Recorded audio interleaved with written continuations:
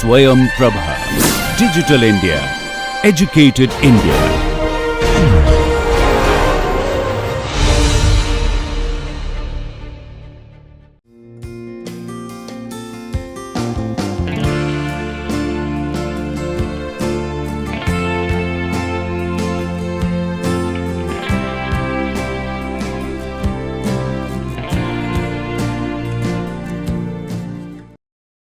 So welcome back.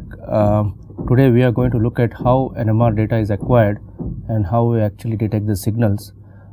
Before going to that, let us recapitulate what we learned yesterday. So one thing is we were looking at two different pictures. One is called classical mechanics picture, another is a quantum mechanical picture. So let's start from classical mechanics. So in this picture which is shown on the screen, so the spins are actually denoted by what is called as this arrow. So these arrows essentially represent one particular nuclear spin, and as I said in the last class, there are two motions associated with it. One is called the precession, Larmor precession, which is going around the magnetic field, and of course other is the spin, the inherent spin of the each nucleus. So now there are two possible states when you put a spin in the magnetic field. We call one as alpha state, other as beta state. So now if you take a collection of spins, so let us say you take a sample which has a large number of spins, each spin can now be denoted by an arrow and it will look something like this. So here it is like a cone and all the spins are now randomly distributed around the cone, and this is called random phase approximation. So all the spins which are in the alpha state will be in the plus z direction, and on the beta state we will denote it in the minus z direction. So as we saw last time, according to the Boltzmann law, there are more spins which are in the upper state, that is in the low ground state, that is alpha state, than spins which are in the beta state. And therefore if you do the vector addition and subtraction, you will see that finally what you end up is with a small net magnetization pointing in the positive z direction. So this is what we will call as net magnetization, and all the NMR experiments, 1D, 2-dimensional, 3-dimensional, and all the experiments now will deal with this particular spin in the different directions. So now we will see how we can actually excite these spins and get an NMR signal. So for exciting, again we saw in the last class, we use the word resonance. So when you apply an energy which is exactly equal to the energy gap or almost similar to the energy gap, the molecules will now go from ground state to excited state.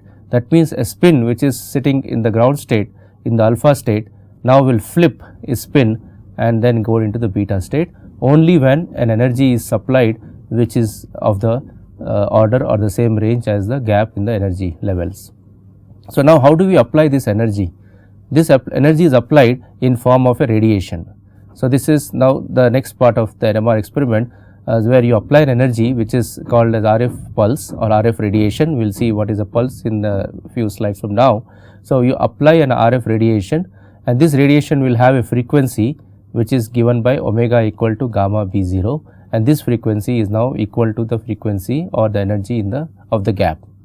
Now this frequency, so now let us look, this is from the quantum mechanical picture. Now let us look at the same situation in a classical point of view. So what we are looking at is the spins are now precessing around the magnetic field with a frequency omega is gamma B0. So when we apply a energy radiation which also has the same frequency, this is the same frequency as the rotation of the spins, we use the word resonance because now they are in the same frequency, and this is called resonance. Now to understand how this particular radiation can cause a transition from ground state to upper state, we have to use a very important concept in NMR which is known as rotating frame. So rotating frame is what we will see now. So before that, let us look at how a wave can be visualized. So this is a simple electromagnetic wave radiation, and you can see we are plotting here in the y-axis is the intensity, or we call it as we use the word amplitude versus time. So this is a standard concept of a wave, and it is given by this equation where y is the y-axis, amplitude is equal to the B1, that is the strength of the magnetic the radiation, multiplied by cosine omega t. So one thing we have to keep in mind here, very important in the NMR perspective, is that every electromagnetic wave, if we discussed in a few last class, it has two components. One is called the electric field and another is called the magnetic field. So, in NMR we do not look at the electric field, we only look at the magnetic field of that radiation, of the electromagnetic radiation, the magnetic field component. So, magnetic field component is what is going to interact with the spins, because spins are also magnets. So, magnets will interact with magnetic field, and therefore, we use the word B, the letter B for magnetic field. So, what we are seeing here is that we have applied a radiation which is now a wave of a frequency omega, and it is having an amplitude B1. Now, this wave can also be visualized in a circular manner, in this manner. So, this is what will be very useful when we go to the rotating frame concept. So, you have to now imagine the wave in this particular form. So, this is same as this. So, this is two are called interconvert. I mean, this is basically the same picture shown in a different format. So, here it is showing like the wave is oscillating in a circular manner, and you can see that it is the B1 is now this the amplitude, this particular this vector, and it is now moving around in circle. So, this is called a phase. So, it accumulates a phase with respect to time. So, this concept, this omega into t, is called a phase. So, this is very similar to what is shown here. So, for example, when the theta is 0, it is along this axis, that is y is full 100%, then and it goes slightly goes to the xy plane. Then when it comes here, the y component becomes 0, because it is now exactly along x axis, and x component is maximum, and then it goes down, it comes to minus y, minus x, and so on. So, this is how the wave is circulating, and this is how we can visualize this RF radiation being applied to the sample. So, on this picture on this side, what is shown is the component. Suppose let us say you are absorbing the component along y axis, then the component is basically somebody is, for example, is sitting here at this point where the arrow is pointing, and is looking at the wave. What he will see is that initially the amplitude is maximum, then as the wave is going to the x plane, the y component slowly decreases, it goes to 0, then it goes to the negative y, then again it comes back to 0 and goes to positive y. So, basically it is something like an oscillation here. So, that is what we say, that it is applied along y axis. So, let us say that we again now look at the classical picture. So, this is our spin which is rotating along the z axis. So, it is around the z axis, this is a magnetic field. So, now this rotation, if it is synchronized with this rotation, in other words, if I apply an RF radiation whose rotation is synchronized in resonance with this particular spin, then we can, it causes resonance, or it causes excitation. Now, let us look at the concept of rotating frame of reference. So, this is very important here from NMR point of view. So, again look at this picture here. So, this is our vector arrow, which is our spin, and this is what I showed you earlier, is spinning around the z axis. So, here the spin is not shown, but you can imagine that this vector is moving around. Now, you apply an RF radiation, which again if you refer to the last slide we showed, it is actually oscillating in the particular axis. So, let us say it is going in the y plane, it oscillates like this back and forth. So, now if this oscillation, that is the oscillation which was shown in the circular form, is synchronized with this oscillation which is happening along z, then we can think of it as called a rotating frame. A rotating frame of reference means you go into a frame in which the speed of the RF radiation, or rotation of the RF radiation, matches the frequency of RF radiation matches that of the spin. So, you can think of an analogy, for example, in a train. Let us say there is a train which is moving at 100 kilometers per hour, and you are standing outside the train. So, for you the train is moving at 100 kilometers per hour, but let us say there is one more train parallel to that original train, which is also moving at 100 kilometers per hour. So, if you are sitting in the moving train, the second train, for you the first train will be static, because you are now at the same speed, and therefore, the other train does not move at all in your frame of reference. So, this is basically the same idea here, that we go into a reference frame in which the spins are actually moving. So, in that reference frame, for me the spin will not move at all, because now it is static. I am also moving along with the spin at the same frequency. So, therefore, this RF radiation which is applied, if it is synchronized with this particular spin rotation, then if I am the RF radiation, you can imagine like that, if I am the RF radiation, for me the spins are no longer moving, they are static. Okay. So, therefore, this is called rotating frame of reference. It is a frame of reference in which the spins no longer rotate, because you have synchronized your rotation, the RF radiation rotation, with the spin rotation, and that basically the spin appears to be static. So, you have to keep in mind the spin is actually not static, but it appears to be static because we have now entered a different frame of reference. It is like a virtual frame in which the spins are static. So, now this spins, what will happen now is when the spins are static in the rotating frame, what does it imply? It implies that now the spins are 0 frequency, because spins are not precessing at all. Why are the spins not precessing? Because they are no longer they are synchronized with the magnetic field, with the rotating frame, and therefore the spins are 0.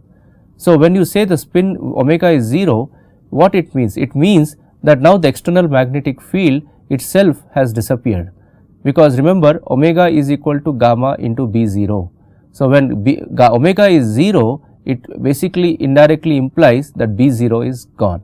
So, what essentially has happened now, if you think of it carefully, what we have done is by going into a rotating frame of reference, we have actually removed virtually the external magnetic field B0, and only thing which remains now is this particular oscillating B1. So, this is a very important concept which has to be very carefully thought about, and you should I would recommend you to read through the books and understand this concept, because it is a very hard central to NMR is this concept. So, again I repeat is that what is happening is in the rotating frame of reference, we have essentially removed the external magnetic field. Remember, it has not removed physically, it is still there, but in this frame of reference we have removed it, because that the omega is now 0. So, we can qualitatively think of that the B0 is gone to 0, and now only thing what remains is B1. This is also a magnetic field, because remember I mentioned in the last slide that the radiation which is applied is actually the magnetic field component of the electromagnetic radiation. So, now the spins only look at B1, because they have no longer, the B0 no longer appears to be there. So, when they start seeing the B1 and they start moving around the B1, okay. So, they start now moving around the B1, because the B0 is gone and B1 is the what is only remains. So, they start moving around B1. So, remember again the spins cannot differentiate between B0 and B1. For them everything is a magnetic field, whatever is a magnetic field they start moving around that magnetic field. So, in the first case when there was no B1, it was B0, but by going into a rotating frame we have removed the effect of B0 and we are now seeing only the B1. So, the spins in the rotating frame, remember it is again in the rotating frame, in the laboratory frame, that is when you are outside this frame, in the laboratory frame the spins are seeing both B0 and B1, but when you go to the rotating frame, you are essentially the spins are only looking at B1 and they now start moving around this B1. So, this is like a merry-go-round. So, they actually precess around the B1, which is basically remember the B1 is along y axis.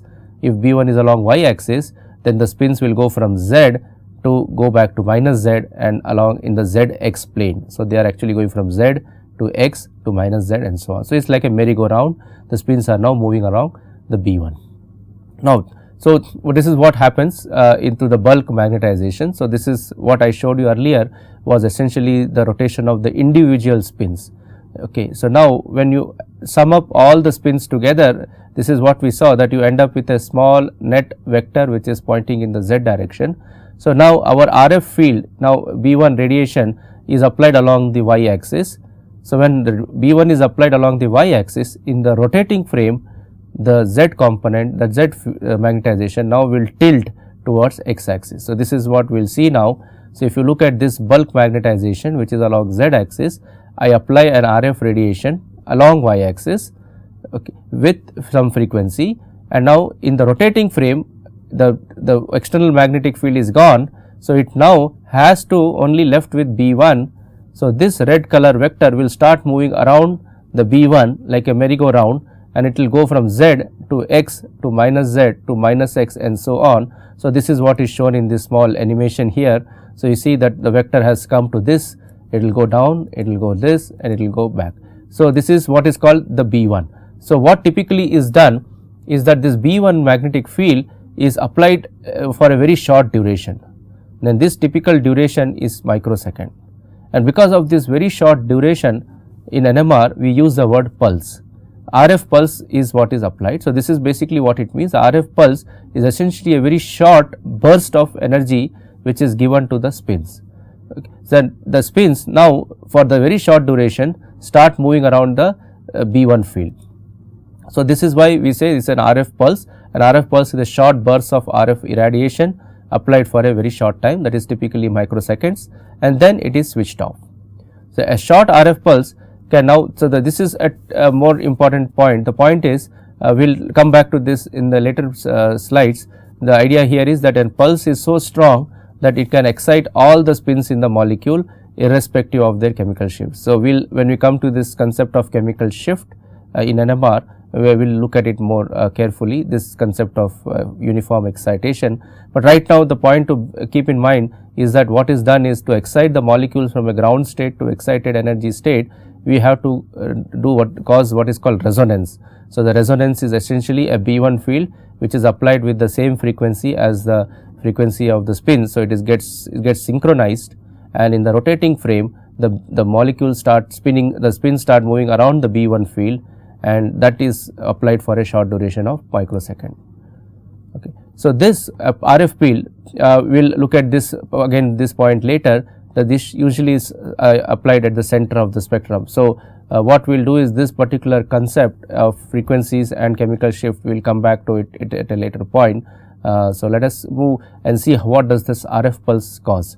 So, this is again the same picture which was showed in the previous slide. So, what is happening here is that you have applied a B1 field, okay, and to the magnetization which is along z axis. So, this is called the equilibrium situation. This is basically the situation under which the system has not been disturbed, it is under equilibrium.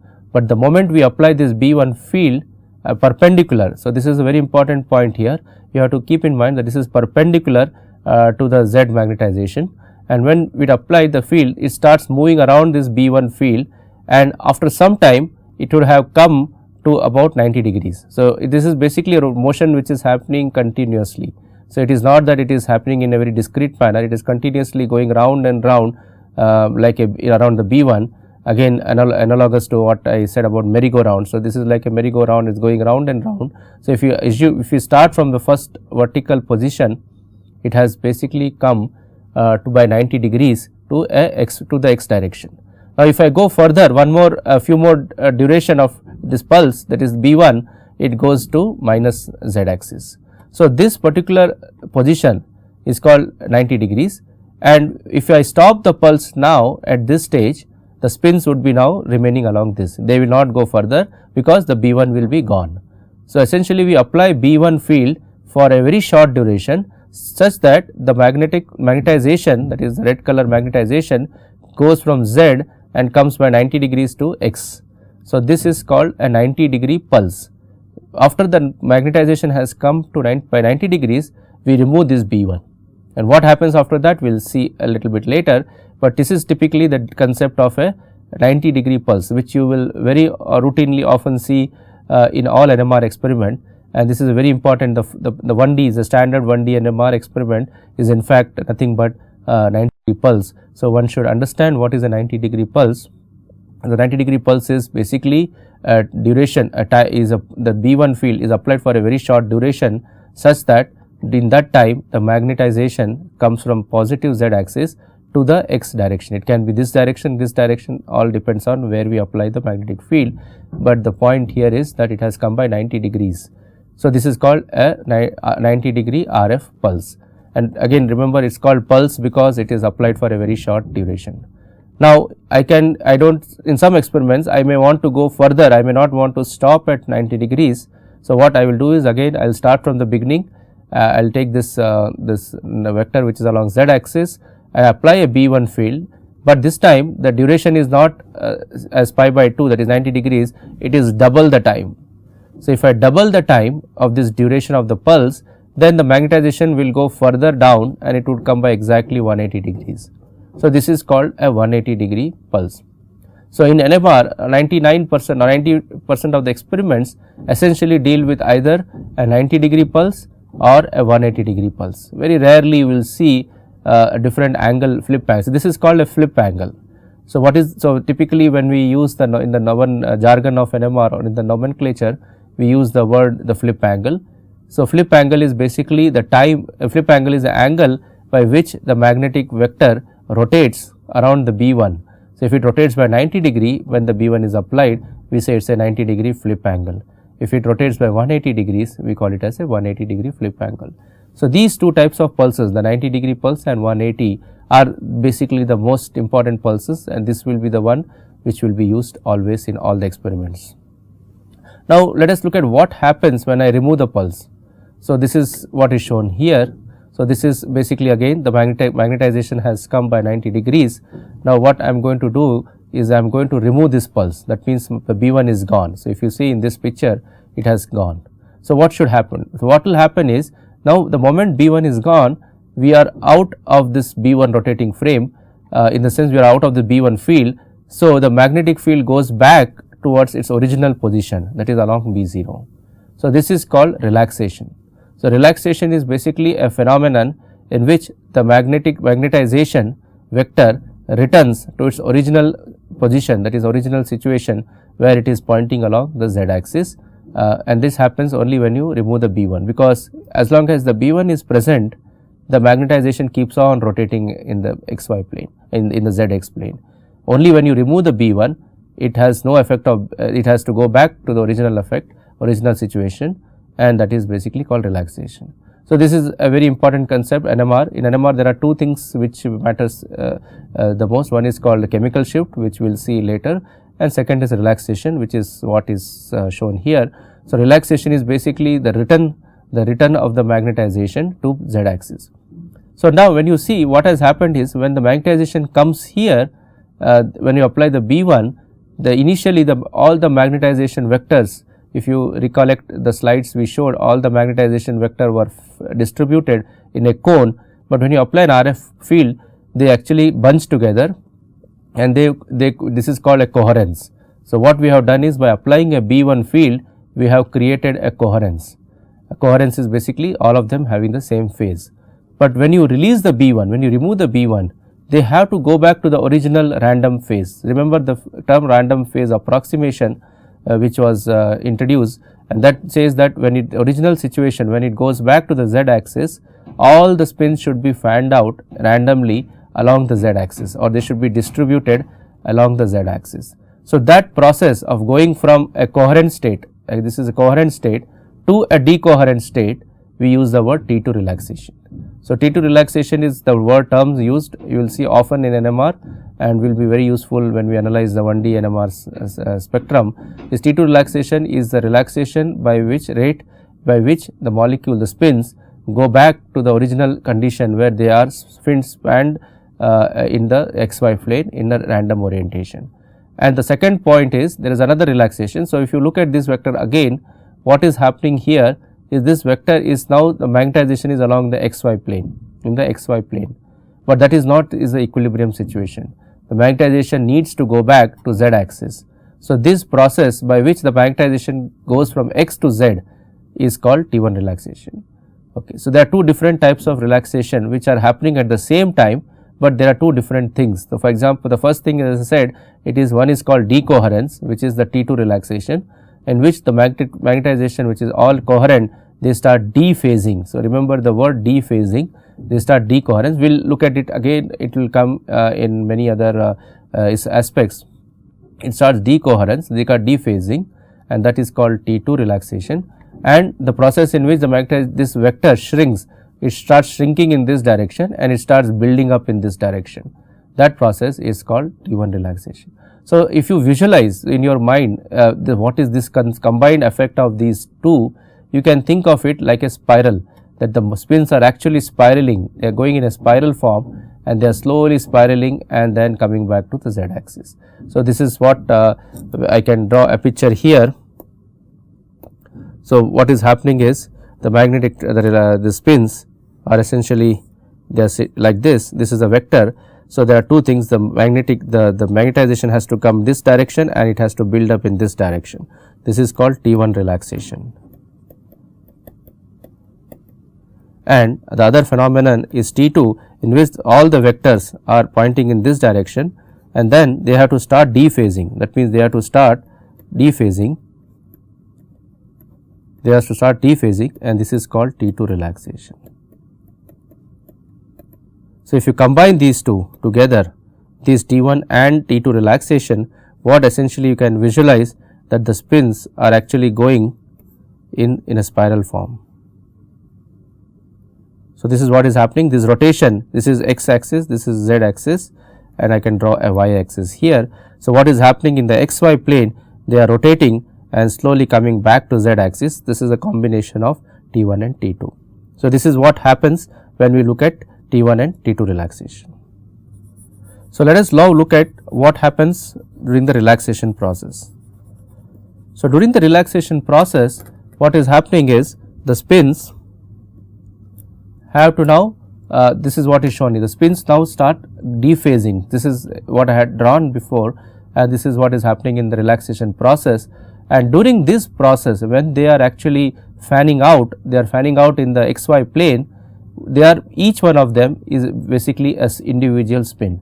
Now, if you imagine, these are different spins which are all rotating together, and there is a very famous principle of induction which says that any magnetic any magnet which is rotating induces a current in the coil. So, this is the Faraday's law of induction. So, the magnets, these are all tiny magnets. So, when they are actually rotating in the xy plane, they induce. So, if you keep a coil, let us say we keep a coil here along x axis. When you keep a coil along x axis, these rotating magnets, basically they are all magnets which are rotating now, this induce a EMF in this voltage in the coil, which will be along, let us say, x axis. So, that is what is shown here, that there is a induced current, there is a induced EMF in the coil which is kept along the x axis, and this current you see here is oscillating. And why is this oscillating? The oscillation is coming because the spins are actually oscillating in the xy plane. So, initially they are all bunched together, here red color, so they are all bunched together. So, you get a maximum signal because they are all pointing in the same direction. But as this spins start moving around, dephasing, then they start the vector along x axis, which is all here shown here, starts losing its amplitude because the spins are now dephasing in the xy plane. So, this loss of amplitude is now depicted here in the form of a oscillation. So, this vector, all of them go to the negative axis, they will go negative, then they will come back to positive, and slowly when everything is, all of them have dephased completely, the EMF which is induced is completely gone to 0.